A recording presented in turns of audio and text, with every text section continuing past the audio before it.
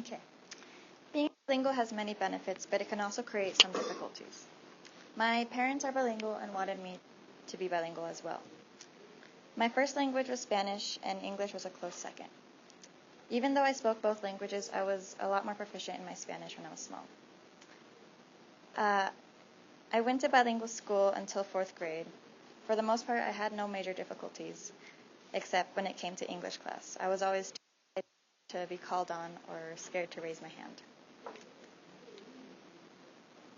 I questioned if I was a little behind because I was bilingual, but I always set that question aside, thinking I was just trying to make an excuse of why I'm struggling. The question was always in the back of my head, but I never got around into looking more into it until I got this opportunity to ask, how does being bilingual affect the brain? And this is what I found. A lot of researchers tested monolingual and bilingual children in general linguistic aptitude, which resulted in both scoring about the same. The researcher states that if there is any language delay, it will usually resolve itself by the age of 5 or 6. I think that's what my case was. But why do I still struggle with some things? I was curious if any of my bilingual friends had any stories or the same experience as me. I interviewed several bilingual students and got a variety of answers. Some said that it really helped them in their class and improved them, but some said that it made a lot of things harder. But we also have to take into account a lot of different variables. For example, which language they learned first, when did they learn their second language, if they learned them both at the same time, did they learn it years after learning English. I guess it really depends on their person and their. While I was researching, I came across the work of Dr. Nahara Ramirez. She is a research scientist who earned her bachelor's degree in neuroscience and her PhD in linguistic science. She tested how having bilingual and monolingual parents affected the developing brains of 11-month-old babies.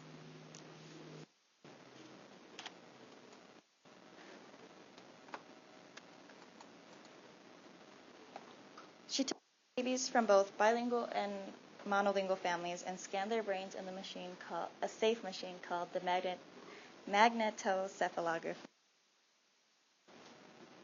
She played different sounds like tas or das that corresponded to English and some that corresponded to Spanish and some that are common to both.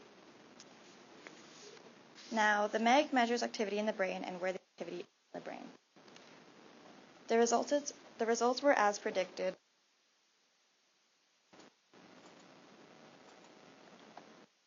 The results were as predicted, and monolingual babies only reacted to the English sounds, and the bilingual babies reacted to both.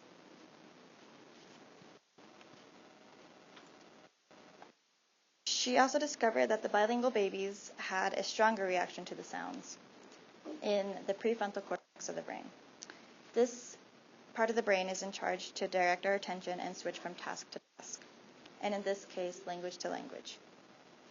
She thinks that there was a stronger reaction because bilingual people have to use this part of the brain more often when having to switch back and forward.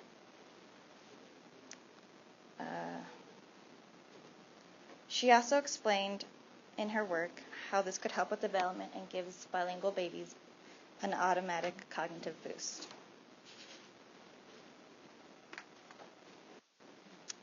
Some people think that being bilingual can cause a confusion called code switching, meaning somebody or a bilingual person will switch out a random word in a sentence to their other native language just because they feel more comfortable saying that word instead of it in English. The bilingual person usually knows when they can switch this around depending on who's around them or if they're in a room full of monolingual people.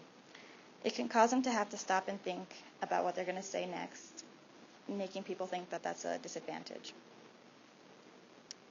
However, it doesn't seem to be a significant problem. People also think that if you're bilingual, your vocabulary can be affected by making it smaller. But according to Dr. Ramirez, If you give credit to all the words they know across both languages, their vocabulary size should be about the same and if not bigger. I also found that people who are bilingual and multilingual can delay the probability of developing Alzheimer's by 5 years.